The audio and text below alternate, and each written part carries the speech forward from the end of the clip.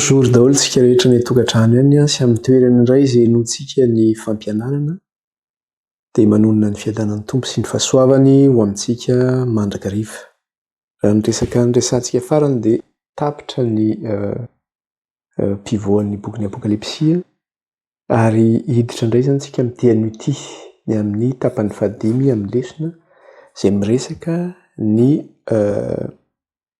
anjely fito na ny kapoaka fito. Teny moa resahana amin'io resaka hoe kapoaka fito io zany fa eo ilay misy an'ilay hoe loza fito zany. Ka inona indray no resahana eto ary zany ankoatran'izay efa niresahantsika tany aloha fa mitohy zany le lesona, mitohy le lesona. Na dia hoe nomena fahitana vaovao indray joniny eto fa ny zavatra hitan'ny joniny eto dia zao mitohy amin'ny zavatra efa hitantsika teo aloha ihany ary tsy mivoana amin'ny zavatra hitantsika zany ka eo no jerentsika indray amin'ity an'ity ny anohizana ny lesona izany. Ka alohan'ny zavatra rehetra nefa dia manasa antsika araka hivavaka metraka amin'ny fotoana ampelantan'Andriamanitra. Hivavaka tsika. Jehovah Andriamanitra raha io, rainay amin'ny alalan'i Jesosy Kristy Tompo ianao. Mankalaza anao zay raha io, midery anao zay ary manome voninahitra anao. Eny mananitra avy ny anaranao zay raha hatramin'izao ko mandrakizay. Misaotra raha mbola nomenao fotoana, nomenao tombonandro. Ahafahanay mbola manohy ny fianarana ny boky ny apokalipsia. Ko mangataka aminao zay raha io, aoka raha ny fanahinao ny toetra aminay amin'ny fahafenona ka izy no mpianatra nay ny fahamarinana. Meo fahendreny zay raha io, meo fatahorana filanao zay. Sorato eo am-ponay raha ny teninao ary ataovy ao an-tsainay ny ka aoka raha ny fanahinao. Anomenay fahendrena, amantaranay, atakaranay ny zava-miafy ny teninao. Raha io eny manatitra ihany koa zay ny fifonanay sy ny tsy famendrenay rehetra. Satria izay miseho eto anatrenao dia manatsiny, tsy mendrika. Tsy mendrika na ny anoina ny anaranao aza. Satria firenena maloto molotra. Eny maloto fisainana, maloto fitondratena. Raha eo mifona aminao izay ny amin'ny elokay sy ny tsy fahamarinana rehetra. Izay vitanay teo anatrenao. Mamindrafo aminay raha io. Mamelany elokay renao. Mangataka aminao zay Kristy io. Diovy amin'ny ranao zay Jesosy ho afa-pahotana. Sasao amin'ny ranao zay Kristy ho afa-keloka. Ary aoka raha ny fanahinao ny tsy saraka aminay fa izy ny mbola nanokatra ny fonay sy ny sainay. Mampianatra nay ny fahamarinanao. Amasiny zay ireo masina anao satria masina ianao. Dia aoka raha ny anjelinao hitombo manodidina anay ka hiaro anay sy tantaranay. Arovy izay mizanatsy mpikelefany le ratsy tsy hanakely tsy hanapahefana aminay zany. Mety izy raha hanome fahasalamana anay ny ianao, mery sy tanjaka ao anay ny ianao. Mety izy raha hitay anay ny ianao, amin'ny asa mandraranay, amin'ny fianarana izay ataonay. Mety izy raha hanome ny anjara anina sahaza ao anay ny ianao. Ary niza mitsanga ny fahavalonay. Dia aoka raha homontsamontsana soravy eo alohanao ny izany. Satria ianao, satria izahay eo aminao.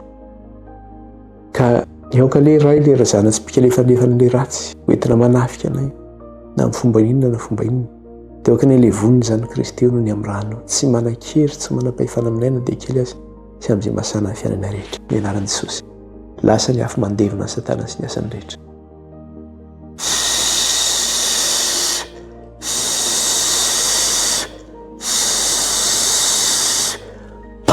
Rafy Satana sy ny asany rehetra. Ny amin'ny rano Kristy sy amin'ny fofonay tsy manan-kery, tsy manam-pahefana aminay na dia kely aza. Levony Satana sy ny asany rehetra ny amin'ny rano Jesosy sy amin'ny fofonay. Dia raina mandrakizay ny anaranao, raha kalazay ny anaranao. Dia mitenena aminay indray raha io fa voninkaino izay mpanomponao. Ny anaran'i Jesosy. Amen. Hiresaka aritsika zany ny amin'ity indray tapany fahadimy ity izay miresaka ny amin'ilay loza fito sy kapoaka fito izay eo an-tanan'ny anjely izany. Zany hoe ny zavatra hitantsika eto zany dia zao, inona ny zavatra niresahantsika tary amin'ny toko faha 7. Raha verenantsika kely fotsiny ilay izy ilay amin'ny eo amin'ilay afatry anjely fahatelo dia inona ny zavatra niteneniny eo. Vakitsika kely eo amin'ny andininy fahasivy sy ny fahafolo. Dia zao niteneniny eo amin'ny andininy fahasivy sy ny fahafolo. Zao ny zavatra niteneniny eo. Ary nisy ray koa dia anjely fahatelo nanaraka ireny ka nanao tamin'ny feo mahery hoe raha misy miankohaka eo alohan'ny biby dia sy ny sariny ka mandray ny marika eo amin'ny andriny na eo amin'ny tanany dia izy koa ny sotro ny divay ny fahatezeran'Andriamanitra izay nahidina ao anatin'ny kapoaky ny fahatezerany tsy miaro ary zavatra sady ampijaliana amin'ny afo sy ny solofary eo anatrehan'ny anjely masina sy eo anatrehan'ny zanak'ondry izy. Eo amin'ny 110 dia ahoana izy raha misy zany miankohaka eo alohan'ny biby dia sy ny sariny ka ndray marika eo amin'ny andriny amin'ny tanany dia ozy izy manao hoe dia izy koa ny sotro ny divay ny fahatezeran'Andriamanitra ozy izy izay nahidina tao anatin'ny kapoaky ny fahatezerany tsy miaro ary zavatra izay nahidina tao anatin'ny kapoaky ny fahatezerany tsy miaro ary zavatra. Inona nefa ny zavatra resahantsika teo amin'ity loza fito sy kapoaka fito ity? Ny zavatra resahana eto dia miresaka le kapoaka fito. Ka io kapoaka fito io zany io le misy le fahatezeran'Andriamanitra io, le misy le loza fito io. Raha misy zany manana ny marika ny biby ity, mandray ny marika eo amin'ny andriny na eo amin'ny tanany ka miankohaka eo amin'ny biby ity izy, miankohaka eo amin'ny sarin'ny biby ity izy, mandray ny marika ny biby ity izy, dia izy koa ny sotro ny fahatezeran'Andriamanitra ao anatin'ny kapoaky ny fahatezeran'Andriamanitra. Dia io ny zavatra ho resahantsika zany amin'ity hoe loza fito sy kapoaka fito ity. Satria raha ny zavatra hitantsika zany dia zao hoe raha nijeritsika teto amin'ilay toko fa 420 eo amin'ilay tapany farany raha verenantsika vakiana kely ilay tapany farany eo amin'ny 120 dia ahoana izy? Apokalipsy toko fa 420 dia ny 120 tapany farany dia inona ny zavatra niresahana eo? Ary voahitsaka teny ivelan'ny tanàna ny famiazana ary avy tao amin'ny famiazana dia nisy rà nahadifotra hatrany amin'ny lambiridy soavaly ka lasa hatrany amin'ny 900 ambirivo sy tadio. Ozy izy manao hoe ary voahitsaka teny ivelan'ny tanàna ny famiazana ary tao anatin'ny famiazana dia nisy rà nahadifotra hatrany amin'ny lambiridy soavaly. Inona moa le famiavana? Amin'ny teny frantsay ny famiazana zany le famiazana voaloboka io dia antsoina hoe cuve. Cuve ny ilazana anazy io zany izay anino le anitsakitsahana ny voaloboka. Ny zavatra fantatsika nefa dia zao rehefa atao anaty cuve ny voaloboka na atao anatin'ny famiazana avy itsakitsahana iny dia atao anaty inona ilay izy rehefa avy eo? Sotroina iny rehefa avy eo. Atao anaty inona zany? Atao anaty kapoaka na atao anaty vera. Zany hoe rehefa mivoaka rano zany dia atao iny atao anaty vera zany no sotroina, atao anaty kapoaka zany.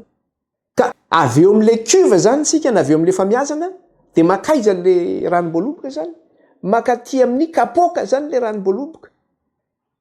Dia jereo tsara fa zay ny teneny ny aty amin'ilay 1/7 izy miteny an'izay eo amin'ilay toko 5/10. Zao tsara ny teneny eo amin'ilay 1/7 amin'ilay toko 5/10. Ary ny anankiray tamin'ny zava-mananaina efatra nanomeny anjely 7 lovia volamena 7 feno ny fahatezeran'Andriamanitra izay velona mandrakizay. Ny anankiray tamin'ny zava-mananaina efatra ozy izy nameny anjely 7 lovia volamena 7 feno ny fahatezeran'Andriamanitra. Amin'ny teny gasy teneny hoe lovia volamena 7 ny tenenany azy. Fa amin'ny teny frantsay ny lovia volamena io le lazaina hoe coupe. Ary raha dika amin'ny teny gasy io kapoaka volamena ny tenenany anazy io fa amin'ny teny gasy moa zany ato amin'ny baiboly lazaina hoe lovia le izy. Dia io zany le hoe avy any amin'ny cuve zany dia makaiza makany amin'ny coupe le izy na hoe ny kapoaka. Avy any amin'ny famiazana zany izy makany amin'ny kapoaka na hoe avy any amin'ny cuve izy makany amin'ny coupe. Dia ohatr'izay mihitsy hoe rehefa avy itsakitsahana ny ranom-boaloboka zany ka mivoaka ranony iny dia atao anaty kapoaka iny sotroina. Ka eto zany dia zao fantatsika tsara fa ilay kapoaka ity dia ampisotroana izy ity, ampisotroana amponina ambonin'ny tany zany ity. Fa io kapoaka io zany le fahatezeran'Andriamanitra lehibe izay miatra mivoaka ambonin'ny tany. Dia iresaka n'io kapoaka io zany tsika inona daholo ary zany ty karazana loza ty zay enjady amponina ambonin'ny tany amin'le fahatezeran'Andriamanitra. Inona zany ty fahatezeran'Andriamanitra zay ampisotroana an'izao tontolo zao ty ka hamamo azy sy andringanana azy.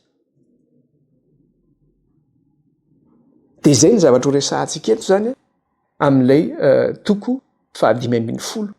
Dia eto zany ny zavatra hitantsika dia zao hoe ny fahatezeran'Andriamanitra zany tsy mbola niredina mafy tahaka an'izany na ny fandringanana zany miatra amin'ny mponina amboniny tany tsy mbola nisy tahaka an'izany satria tena amin'ny fahafenoana amin'ny farantampony zany le fahatezeran'Andriamanitra eto. Andray ohatra fotsiny tsika hitantsika zany raha mijery tsika eo amin'ilay toko 5:20 (5:20) dia zao ny teniny hoe toko 5:20 (5:20) amin'ny anaran'i Jesosy. Dia nisy elatra sy feo sy kotrokorana ary nisy orotorotany mafy izay tsy mbola nisy toy izany hatramin'ny isin'ny olona tetỳ ambonin'ny tany. Eny tsy mbola nisy orotorotany mafy sy lehibe toy izany. Zany orotorotany zany anisan'le loza ao anatin'le kapoaka zany volamena. Kanefa ny zavatra teneny eto izao tsy mbola nisy orotorotany mafy izy tahaka an'izany. Averiko tsara. Dia nisy elatra sy feo sy korokorana ary nisy orotorotany mafy izay tsy mbola nisy toy izany hatramin'ny isin'ny olona etỳ ambonin'ny tany. Eny tsy mbola nisy orotorotany mafy lehibe toy izany. Raha ny ao anatin'ny fandrefesana zany satria ny fandrefesana ny orotorotany dia ao anatin'ilay hoe l'échelle de Richter. Ny orotorotany mafy indrindra angamba ataontsika hoe l'échelle de tsy haiko na 9 na 7 izy zay ny mafy indrindra misy teto amin'ity tany ity. Amin'izany fotoana izany angamba le échelle iny raha mijery an'ilay courbe iny zany tsika miakatra any ambony any ny courbe iny zany. Ny amin'ny fandrefesana satria tsy mbola nisy tahaka an'izany ho zakazakaina ve zany. Zany hoe eto zany tsika dia maninona moa izy lazaina koa hoe loza 7 na hoe kapoaka 7 satria ny isa 7 dia zao isa amin'ny fahafenoana, isa amin'ny fahatanterahana. Zany hoe amin'ny fahafenoana zany no ahatongavan'le loza amin'ilay mponina ambonin'ny tany izany. Dia amakin'izay ary zany tsika ilay toko 5:20 araka ny efa fanaontsika hatramin'izay satria manao hoe sambatra izay mamaky ny bokyny sambatra izay mamaky sy miaino ny bokynyity faminaniana ity ka mitandrina izay voasoratra ato anatiny fa hatombotra ny andro. Dia amaky indray tsika hoe inona indray ary zany ny zavatra resahana mikasika ireto loza 7 ao anatin'ny kapoaka 7 ity izay misy ny fahatezeran'Andriamanitra izay ampisotroana ny mponina ambonin'ny tany zany izay hianjera amin'ny mponina ambonin'ny tany. Vakitsika ary toko 5:20 andiny voalohany ka hatramin'ny 9. Izao ny vaky ny teny amin'ny anaran'i Jesosy. Ary hitako fa indro nisy famantarana iray koa tany an-danitra sady lehibe no mahagaga dia anjely 7 izay manana ny loza 7 farany satria ireny no ety manatanteraka ny fahatezeran'Andriamanitra. Ary nahita aho fa indro toa ranomasina fitaratra miaro afo ary izay naharesy ka afaka tamin'ny biby disy ny sariny ary nisan'ny anarany dia nitsangana teo amoron'ny ranomasina fitaratra ny tana lokangan'Andriamanitra. Ary mihira ny firan'ny Mosesy mpanompon'Andriamanitra sy ny firan'ny zanak'ondry izy manao hoe lehibe sy mahatalanjona ny asanao Tompo Andriamanitra tsy toa. Mahitsy sy marina ny lalanao ry mpanjaka mandrakizay.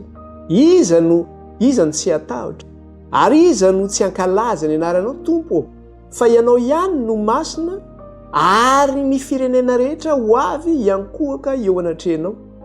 Fa efa nahariary ny fitsarana marina nataonao ary rehefa afaka izany dia nahita fa indro novahana ny tempoly dia nitaberina kely ny vavolombelona tany an-danitra. Ary nisy anjely 7 izay nanana ny loza 7 dia nivoaka avy teo amin'ny tempoly ary niravaka vato somadio sy mamirapiratra izy sady nisikina fisikinam-bolamena teo mitratrany. Ary ny anankiray tamin'ny zava-manana 4 nanome ny anjely lovia volamena 7 feno ny fahatezeran'Andriamanitra izay velona mandrakizay ary ny tempoly dia feno setroka tamin'ny voninahitr'Andriamanitra sy ny heriny ka tsy nisy nahazo niditra teo amin'ny tempoly mandra-pahatanteraka ny loza 7 nentin'ny anjely 7. Izay indray zany ny afatra voasoratra zany ao anatin'ity mikasika ilay hoe loza 7 sy kapoaka 7 ity izay enentanan'ny anjely izany. Atombokantsika ary izy dia iverenantsika leo amin'ny andininy voalohany inona ny zavatra hitantsika eo ary dia zao ny zavatra resahana eo zany hoe nomena fahitana indray Jaona zany eto.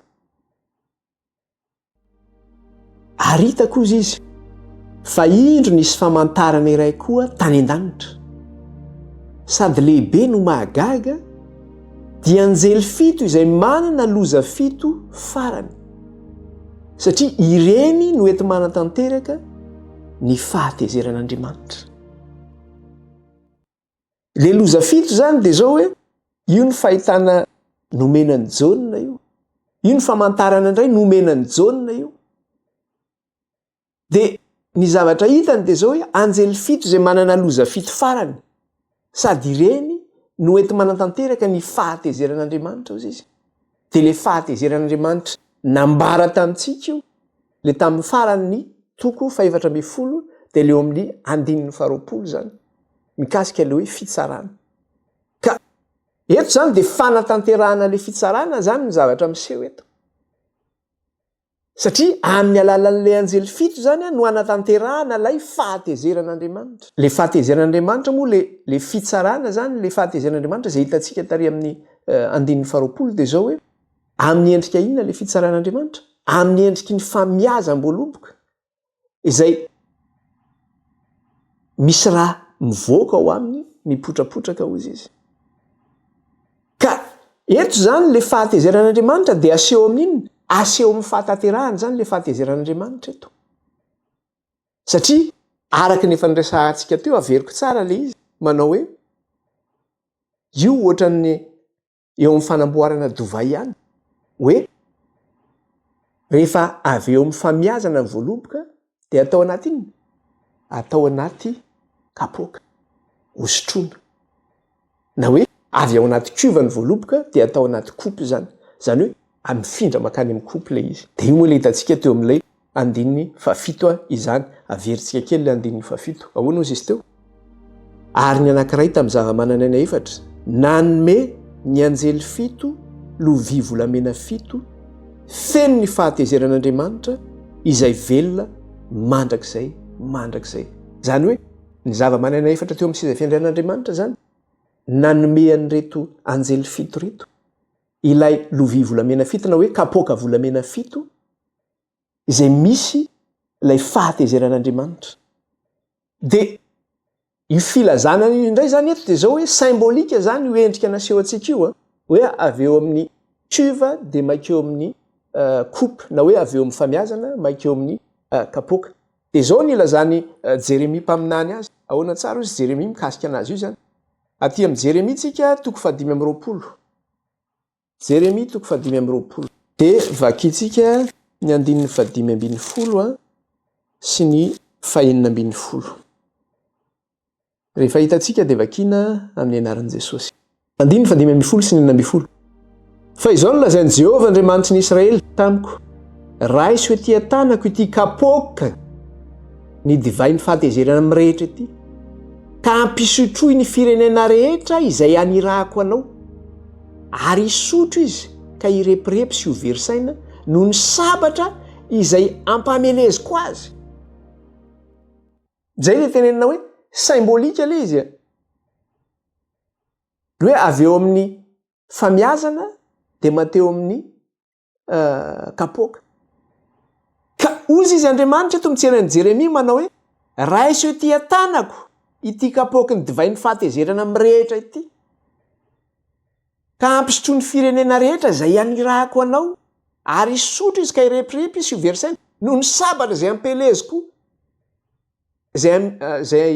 noho ny sabatra izay ampameleziko azy. Zany hoe ity kapoaka ity zany sabatra izay amelenan'ny firenena ity. Sabatra izay hitsarana ny firenena ity. Le loza zany azon'ny firenena zany io. Ka le kapoaka ity zany dia io zany le loza zany izay hianjera ny mponina ambonin'ny tany na azo ny mponina ambonin'ny tany. Zay mahatonga le eo amin'le lohateny manao hoe loza fito, kapoaka fito. Satria ilay dovay ao anatin'le kapoaka dia io le fahatezeran'Andriamanitra. Nefa io fahatezeran'Andriamanitra io zany ampisotroana ny mponina ambonin'ny tany. Dia io ampisotroana io nefa io zany ny loza mahazo ny mponina ambonin'ny tany izay amelezan'Andriamanitra ny mponina ambonin'ny tany. Sabatra ho an'ny mponina ambonin'ny tany zany. Alohan'ny resahantsika nefany ilay loza zany izay hianjera ny mponina ambonin'ny tany dia zao. Jaune nefa eo amin'ny 112 dia zao mitondra antsika indray makany amin'ny tempoly. Inona indray ny sary aseho an'izay hoe nahoana Jaune no mitodika indray makany amin'ny tempoly. nefa izy miresaka loza io ka alohany andrarana le loza zany de zao mitondra antsika makany amin'ny tempony reto zao inona ny zavatra sehoan'ny jaona antsika eto vakitsika ny andininy faharoa amin'le apokalipsy toko fahadimy ambin'ny folo verenantsika indray le apokalipsy teo apokalipsy toko fahadimy ambin'ny folo de ny andininy faharoa de zao ny vaky ny teny amin'ny anaran'i Jesosy ary nahita aho fa indro toa ranomasina fitaratra miaro afo ary izay naresy ka afaka tamin'ny bibidi sy ny sariny ary nisan'ny anarany dia nitsangana teo amoron'ny ranomasina fitaratra ny tana lokanga n'Andriamanitra nahita aho izy Jaona indro toa ranomasina fitaratra miaro afo ary izay naresy ka afaka tamin'ny bibidi sy ny sariny ary nisan'ny anarany dia nitsangana teo amoron'ny ranomasina fitaratra ny tana ny lokanga n'Andriamanitra ao izy Jaona zany eto milaza izy eto ambony manao hoe eo le hoe kapoka an'Andriamanitra misy ny fahatezeran'Andriamanitra izay amelezana ny mponina ambonin'ny tany satria lozany eo anatin'io kapoka io dia mitondra antsika tapoka nefa izy miatireny attention antsika izy makaiza eo amin'ny andininy faharoa mitondra antsika indray makany amin'ny tempolo izy mampiseho antsika le fahitana ny amin'ireo vahoaka an'Andriamanitra zay navotana no ny amin'ny rany Kristy ireo zany le nandray le antso ny fibebahana nandray ny antso nanao hoe mahatahorana Andriamanitra ka ome voninahitra izy fa tonga ny andro fitsarana aiza ny toerana nitondrana azy ireo eo amin'ny tempolon'Andriamanitra eo amin'ny seza fiandrianan'Andriamanitra eo amin'le ranomasina fitaratra eo alohan'ny seza fiandrianana satria eo alohan'ny seza fiandrianan'Andriamanitra no misy an'io ranomasina fitaratra io dia zareo tonga eo amin'io ranomasina fitaratra io dia zao mitana ny lokanga n'Andriamanitra eny tanana ozy izy ka ny zavatra hitany Jaona eto zany dia zao hoe scène de victoire ny hitany eto zany hoe vahoaka mpandresy ny hitany Jaona eto mijoro eto amin'ity ranomasina fitaratra ity miaraka amin'ilay lokanga eny tanany satria mpandresy izy ireo nandresy teo amin'ny marika ny bibidi tsy ny akohoka teo amin'ny bibidi na teo amin'ny sarany na nandray ny mariky ny teo amin'ny andro na teo amin'ny tanany dia io scène de victoire io nefany na hoe io seha-pandresena io zay misy an'ireto vahoaka an'Andriamanitra voavondreto io dia efa hitantsika io tao amin'ilay apokalipsy toko faefatra ambin'ny folo andininy voalohany sy faharoa ny amin'ilay 144 000 na 4,400 sy ray hetsy zay tonga teo amin'ny seza fiandrianan'Andriamanitra dia hitantsika koa izy ireo tamin'ny fahitana ny menan'ny Jaona io amin'ilay apokalipsy toko faefatra ambin'ny folo fa maninona mitana lokanga ihany koa izy eo tanany verenantsika vakina kely angela izy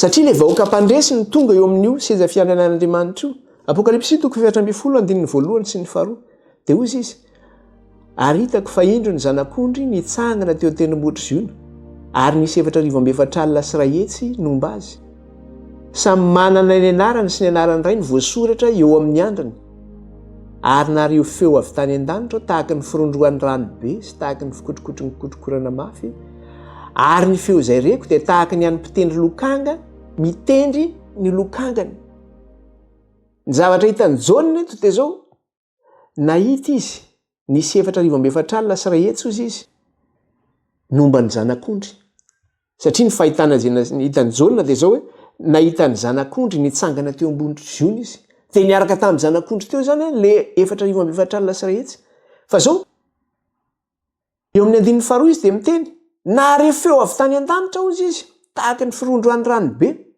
tahaka ny fikotroky ny kotrokorana mafy ary ny feo izay reko dia tahaka ny mpitendry lokanga nitendry ny lokangany satria ireto 4,400 sy ray hetsy reto dia zao izy ireo no mitana io lokanga io eny tanany ka ny feon'ny lokanga nyreto 4,400 sy ray hetsy reto io mirondrona eniny Jaona io zany dia aty amin'ny apokalipsy toko fahadimy ambin'ny folo anefa izy dia inona ny zavatra hitantsika efa tarizy mbola fahitana zany hitany Jaona ry fa aty amin'ny toko fahadimy ambin'ny folo izy dia zao hoe tonga eo amin'le seza fiandrianan'Andriamanitra izy manana le lokanga an'Andriamanitra reto 4,400 sy ray hetsy reto fa ny mahatalanjona eto dia zao ity ranomasina fitaratra ity inona ary ty ranomasina fitaratra ity? Satria le ranomasina zany, ranomasina fitaratra fantatsika fitaratra malama iny fitaratra zany. De le ranomasina nefa zany ohatrany ranomasina fitaratra. Any Madagasikara moa zany tsy misy lanezy, fa aty ampitan-dranomasina am'le misy lanezy. De rehefa misy rano reny zany, rehefa tonga ny lanezy ka tena hoe mangatsika be ny andro. De io rano io mivadika glasy io. De le rano lasa malama iny rano iny, tena malama mahitsy ohatrany fitaratra iny rano io. De ohatran'izay fahitsin'le rano am'le glasy zay zany fahitsin'ty ranomasina fitaratra ity. Fa ny endrik'le izy tsy mitovy satria ny glasy zany fotsifotsy. Fa izy ity mangano hoany. Satria ny fitaratra de inona transparent ny fitaratra. Ary ny fitaratra koa de manino? Mamirapiratra koa ny fitaratra. Rehefa tratran'ny hazavana. Aizany misy an'io ranomasina fitaratra io? Araka ny fandraisantsika teo de eo amin'ny seza fiandrianana, eo alohan'ny seza fiandrianan'Andriamanitra no misy an'io ranomasina fitaratra io. Ary tamintsika nianatra ny seza fiandrianan'Andriamanitra de hitantsika teo io ranomasina fitaratra io. Jerenantsika kely amin'ny Apokalipsy 4:4-5. Ao nozy izy. Apokalipsy 4:4-5. Amin'ny anaran'i Jesosy. Ary teo alohan'ny seza fiandrianana dia nisy toa ranomasina fitaratra tahaka ny vato kristaly. Ary teo afovoan'ny seza fiandrianana dia sy ny manodidina azy dia nisy zava-mananaefatra feno maso avokoa ny lohany sy eo voany. Zany hoe alohan'ilay seza fiandrianan'Andriamanitra zany no nahitana ty ranomasina fitaratra ity. Ary raha jerentsika ny tapany faharoa teo dia nahitana inona ihany koa teo, nahitana ilay zava-mananaina efatra. Dia jereo fa ilay zavatra hitantsika tary amin'ny Apokalipsy 5:5. Fa iza no nanome an'ilay anjely fito ilay kapoaka fito? Fa ny ray amin'ireo zava-mananaina efatra no nanome azy ireo. Zany hoe le fahitana hitan'ny jaune eto zany aty amin'ilay 5:5 dia le seza fiandriana eo amin'le ranomasina fitaratra zany maneho an'leo alohan'ilay seza fiandrianan'Andriamanitra. Satria eo ihany koa tsy vitany hoe le ranomasina fitaratra ihany ny teo, fa hita ihany koa zany lay zava-mananaina efatra. Ka inona ary zany no sary asehon'ity ranomasina fitaratra ity? Inona ny sary asehon'ity ranomasina fitaratra ity? Ny sary asehon'io ranomasina fitaratra io zany dia maneho an'le hoe, raha amin'ny teny frantsay le hoe les eaux de firmament céleste. Inona moa le hoe les eaux de firmament céleste? Maneho an'ilay lalina tany amin'ny famoronana zany io, satria tany amin'ny famoronana dia zao hoe aizina ny tambonin'ny lalina. Ary ny fanahin'i Jehovah izy nanomba tambonin'ny rano. Io zany maneho an'ilay néant tany amin'ny création na tany amin'ny famoronana, maneho an'ilay foana tany amin'ny famoronana. Satria ity tany ity dia tsy nisy endrika tany amin'ny famoronana, fa inona ny zavatra nisy teto? Rano zany ny teto. Rano teto. Le hoe aizina ny tambonin'ny lalina ozy izy, ary ny fanahin'i Jehovah nanomba tambonin'ny rano, satria le lalina dia le rano io resahana io zany. Jereo tsara ty amin'ny Genesis 1 izy no miteny an'izay. Genesis 1:1-2. Vakitsika kely. Dia ao nozy izy. Ary ny tany dia tsy nisy endrika sady foana, ary aizina ny tambonin'ny lalina, ary ny fanahin'i Jehovah nanomba tambonin'ny rano izy izy. Dia io le ohatran'le hoe ny zazakely raha mbola tsy teraka. Fa izy le mbola ao anatin'le famoronana, izy manomboka miforona ao an-kibon'ny mamany iny, dia inona ny toerana misy azy? Antsoinan'le hoe ao anatin'le hoe tranon-jaza, na ihany koa le hoe liquide amniotika zany no misy anazy. Zany hoe rano no manodidina le zaza zany. Dia ohatr'izay mihitsy nefa le famoronana n'ity tany ity, tany am-boalohany zany hoe foana ty tany ity, aizina ny tambonin'ny lalina. Ny fanahin'i Jehovah nanomba tambonin'ny rano izy izy. Zany hoe le rano zany no hoe rano lalina zany ny teto n'ity planeta tany ity, tany am-boalohany, satria tsy nisy endrika sy foana. Fa zao kosa nefany, iza ny namorona n'ity tany ity? Fantatsika fa Jehovah ny namorona n'ity tany ity. Dia amin'ny fomba ahoana ny nanaovan'i Jehovah ny tany? Dia jereo aty amin'ny Salamo izy miteny anazy. Vakitsika kely aty amin'ny Salamo 5:30. Dia zao ny teneniny eo. Salamo 5:30, teny 5:1. Zao ny vaky ny teny amin'ny anaran'i Jesosy. Salamo 5:30, 5:1. Dia miresaka an'Andriamanitra zany izy eto. Izay namelatra ny tany ho ambonin'ny rano, fa mandrakizay ny famindram-pony. Zany hoe Andriamanitra zany dia zao namelatra ny tany tambonin'ny rano. Ny tany mbola tsy nisy fa Andriamanitra niny nanapotra ny tany teo amin'ny rano dia lasa nisy tany teto ambonin'ity planeta nisy antsika ity zany. Fa tany am-boalohany ny ranony teto. Dia iza ny namelatra ny tany tambonin'ny rano? Jehovah ny namelatra ny tany tambonin'ny rano. Dia ahoana ozy izy aty amin'ny Salamo 4:1-7 raha verenantsika keliny koa. Salamo 4:1-7 dia izao no teneniny ato. Salamo 4:1-7. Ary nametraka ny rairaindrian'ny tranony amin'ny rano sady nanao ny rano matevina ho kalesiny ka mandeha amin'ny elatry ny rivotra. Dia ilay andininy voalohany io no raisitsika. Ary mametraka ny rairaindrian'ny tranony amin'ny rano. Amin'ny teny frantsay dia izao no teneniny azy hoe il forme avec les eaux le fait de sa demeure. Zany hoe tamin'ny alalan'ny rano zany no naninona no nametrahan'i Jehovah ny tranony. Averiko tsara fa namelatra ny raindrain'ny tranony amin'ny rano. Il forme avec les eaux le fait de sa demeure. Teo no nanorenany ny tranony ozy izy tamin'ny alalan'io rano. Ina moa no tia nitenena amin'ilay izy zany hoe Andriamanitra no manjaka amin'ny zavaboariny. Zany hoe Andriamanitra zany no manjaka amin'ilay rano ka napetrany teo amboniny fitoerany. Mametraka ilay souveraineté-n'Andriamanitra zany amin'ny famoronana na mametraka ilay fanjakany amin'ny famoronana izany. Dia jereo tsara fa izao no teneny ny eo akaiko ihany Salamo 4:7-7 dia ahoana izy izy? 7. Jehovah efa nampitoetra ny seza fiandrianana any an-danitra ary ny fanjakany manapaka n'izao tontolo izao. Jehovah no nametraka ny seza fiandrianana any an-danitra ary ny fanjakany manapaka izao tontolo izao. Ny seza fiandrianan'Andriamanitra zany any an-danitra fa izy no manapaka n'izao tontolo izao. Ilo hoe il forme avec les eaux le fait de sa demeure. Manjaka izy zany amin'ny zavatra izay noharina. Dia aty amin'ny Isaia 5:9 ary izy dia mbola miteneny koa raha raisitsika kely. Ahoana izy aty amin'ny Isaia 5:9 dia izao no teneniny. Izao no lazain'i Jehovah, ny lanitra no seza fiandrianako ary ny tany no fitoeran-tongotro. Trano manao ahoana no ataonareo ahy ary fitoerana manao ahoana no ho fitsarako. Ny tany ahoana izy ny lanitra no seza fiandrianako ary ny tany no fitoeran-tongotro.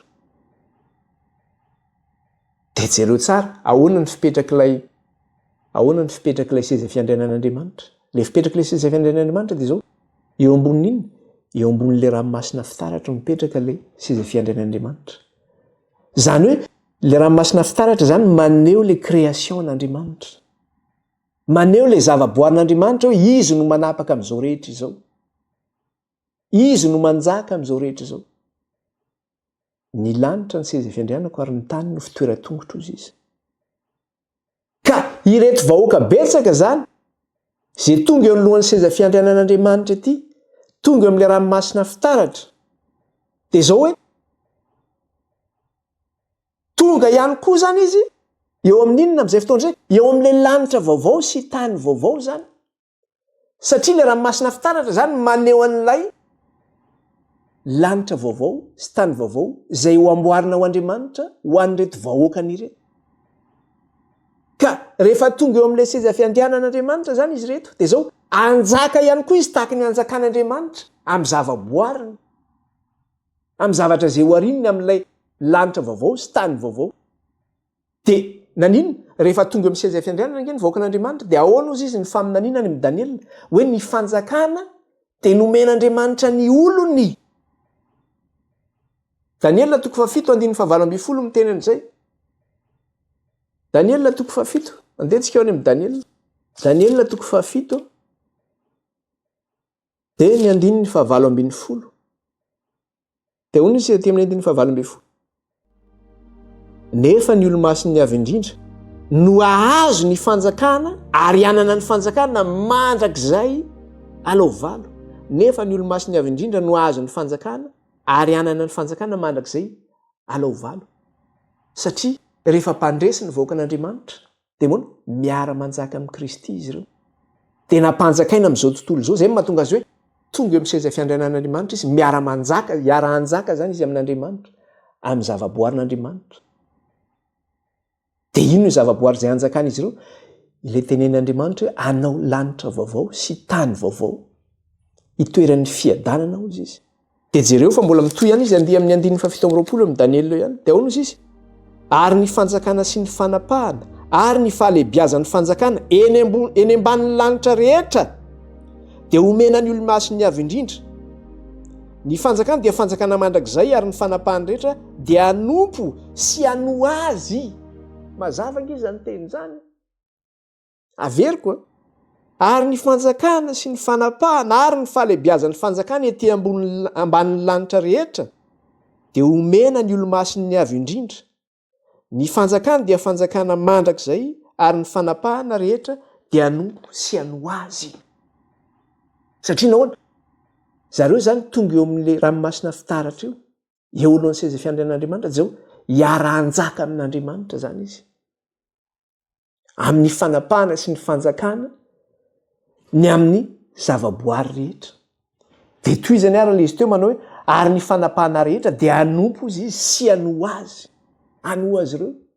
Satria nomena ny vahoaka an'Andriamanitra zany tonga eo amin'ny seza fiandrianan'Andriamanitra zany izy ireo. Dia tahaka an'Andriamanitra manjaka amin'ny zavatra rehetra dia manjaka amin'ny zavatra rehetra ihany koa izany ireto olo-masiny avy indrindra ireto, ireto vahoaka an'Andriamanitra ireto.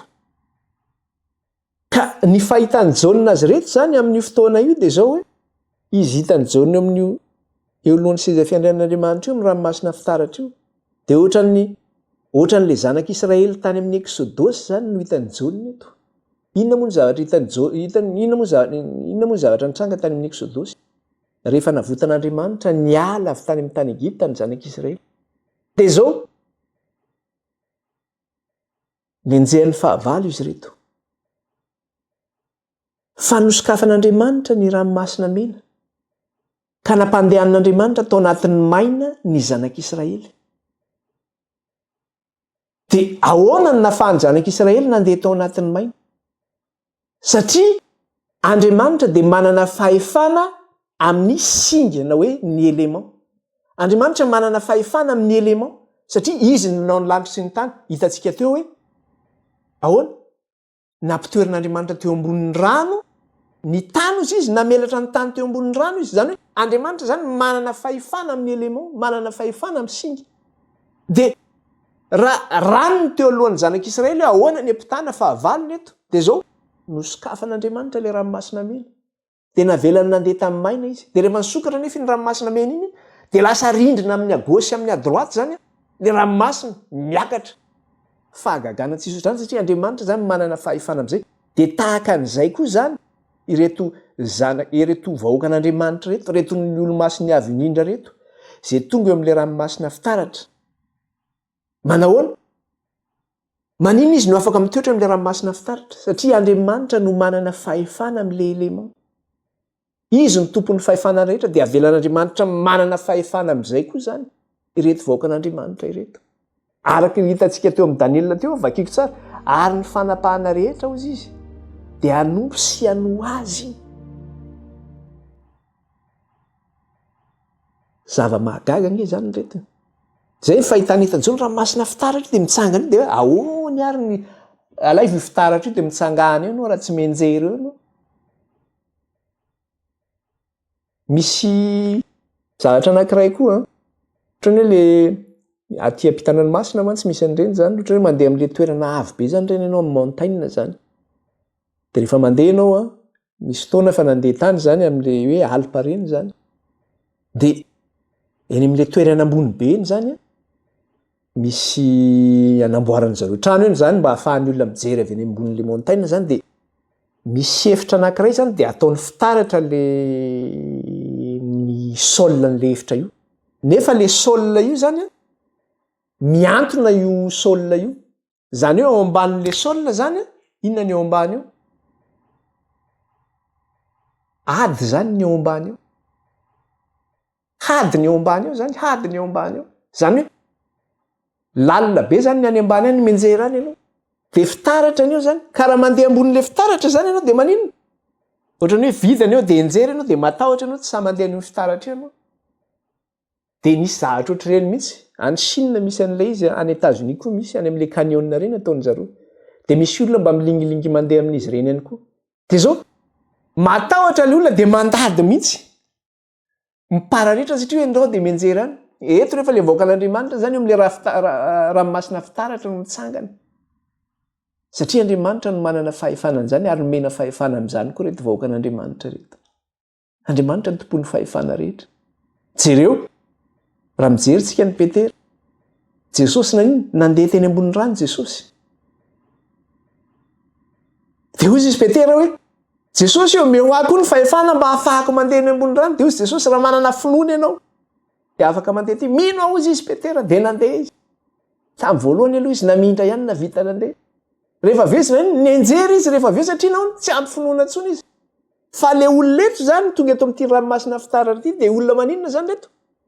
Olona nitazona ny finoana zany reto olona reto.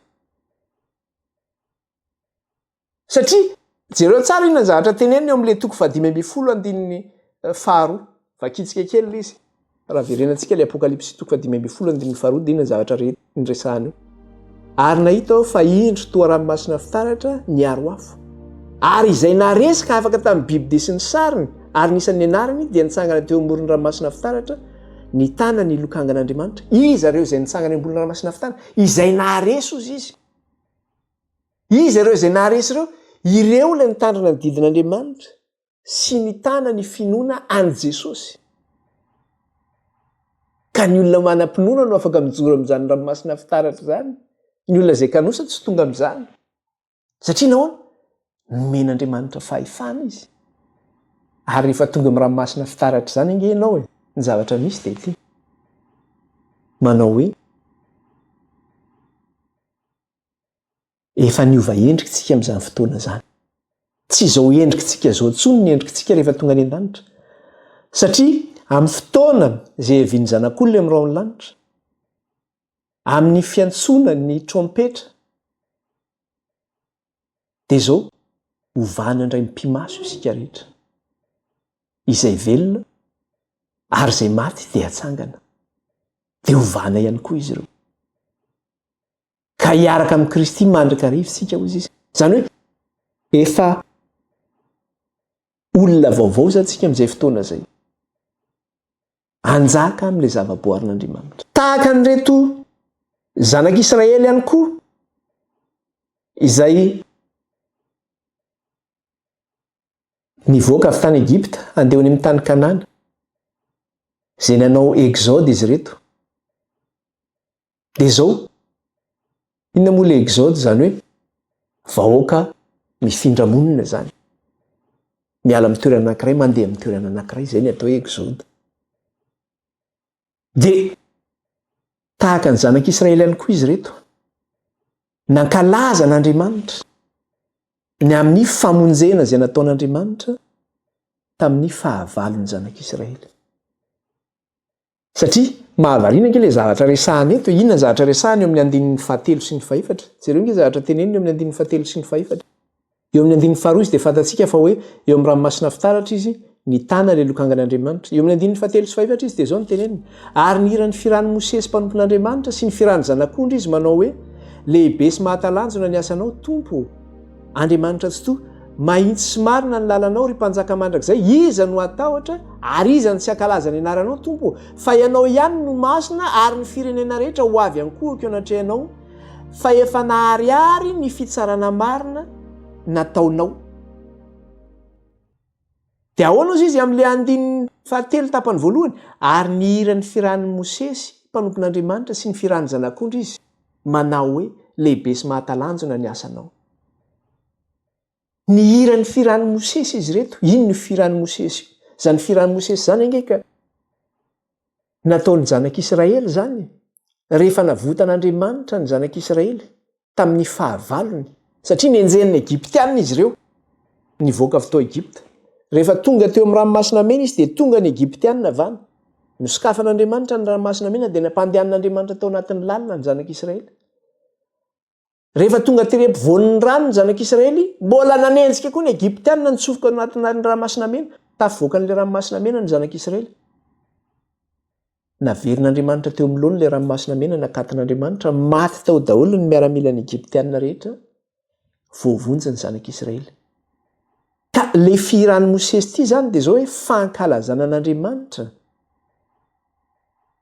ny amin'ny fandresen'Andriamanitra ny fahavalon'ny Israely. Dia ireto vahoaka an'Andriamanitra reto nefa izay tonga eo amin'ny seza fiandrian'Andriamanitra, tonga eo amin'ny ranomasina fitaratra io, dia mihira ihany koa izy reto ny firan'ny Mosesy.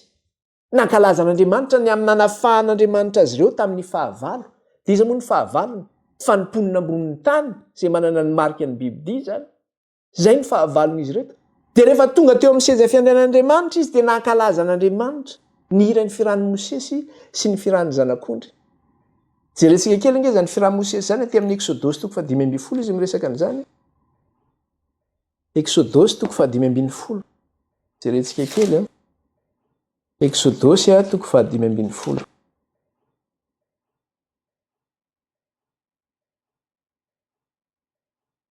Exodosy 5:10.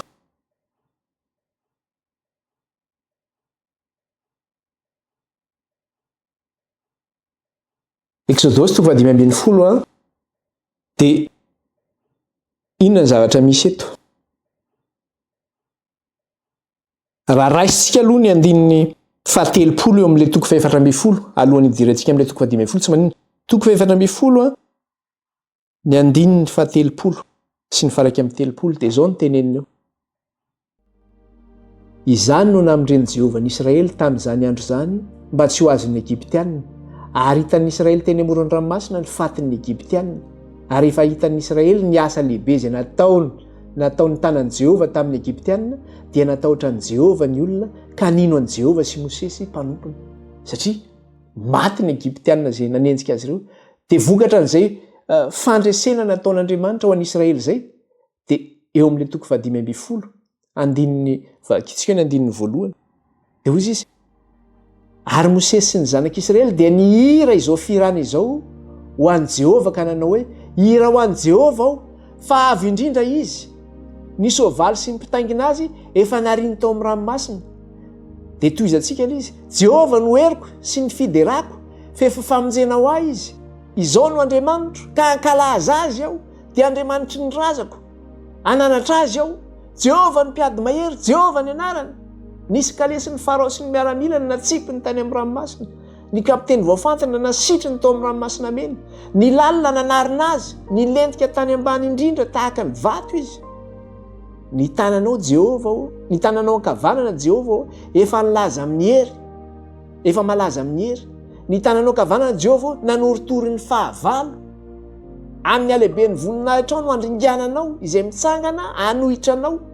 Alefanao ny fahatezeranao mirehitra izay mandevina azy toy ny mololo. No fofonay ny vavorinao no nanangonanao ny rano, ny vongivongy toy ny antson-javatra ny rano Maria, nandro teo von'ny ranomasina ny lalina. Hoy ny fahavalo, anenjika aho, atratra aho, izara-baba aho, anao izay sitraky ny foko aminy, ka ho tsoahako ny sabatro hamongotra azy ny tanako. Ny fofonainao, ny nitsofanao dia nanarina ny ranomasina, ny letika tahaka ny firaka ao amin'ny rano mahery izy. Jehovah iza ny tahaka anao amin'izay Andriamanitra? Iza moa ny tahaka anao izay ankalazaina amin'ny fahamasinana, dia raina amin'ny fahatahorana, mpanao fahagagana, na indrotrao ny tananao kavanana dia nitelina ireny tany.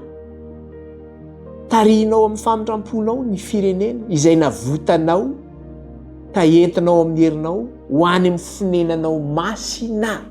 Ajanontsika eo. Tarihanao amin'ny famindramponao ny firenenao izay navotanao ka entinao amin'ny herinao ho any amin'ny fonenanao masina. Dia reto koa, reto navotan'Andriamanitra reto izay tonga eo amin'ny ranomasina fitaratra, tahaka ny navotan'Andriamanitra ny Israely tamin'ny Egyptianina, tamin'ny alalan'ny ranomasina mena. Dia izao hoe, ireto tonga amin'ny ranomasina fitaratra reto dia nitarihan'Andriamanitra tamin'ny famindrampony. Navotan'Andriamanitra izy ka noentiny tamin'ny heriny ho any amin'ny fonenan'ny masina. Dia aiza ny toerana mety an'ireto vahoaka an'Andriamanitra reto izay navotana teo amin'ny fanapahan'ny bibidia, navotana tamin'ny marika ny bibidia, navotana tamin'ny fampijaliana taon'ny bibidia. Noentiny eo amin'ny fonenana masina izy satria tonga eo amin'ilay seza fiandrianan'Andriamanitra izy, eo amin'ny ranomasina fitaratra, eo anolohan'ilay zava-manan'aina efatra. Tonga eo ireo vahoaka an'Andriamanitra reto mihira ilay fihiran'i Mosesy. Dia inona ny firana nataon'izy ireo? Ohatra n'leo amin'ny Exodosy 5:10 any ny firana nataon'izy reto mankalaza an'Andriamanitra. Dia eo amin'ilay 5:17 sy 7 ao amin'ny Apokalipsy. Dia ahoana izy izy? Ary nihiran'ny firan'i Mosesy mpanompon'Andriamanitra sy ny fihiran'ny zanak'ondry izy nanao hoe lehibe sy mahatalanjona no ny asanao Tompo Andriamanitra tsy toa. Mahitsy sy marina ny lalanao ry mpanjaka mandrakizay. Iza ny tsy atahotra ary iza ny tsy ankalaza ny anaranao Tompo, fa ianao ihany no masina ary ny firenena rehetra ho avy ankohaka eo anatrehanao.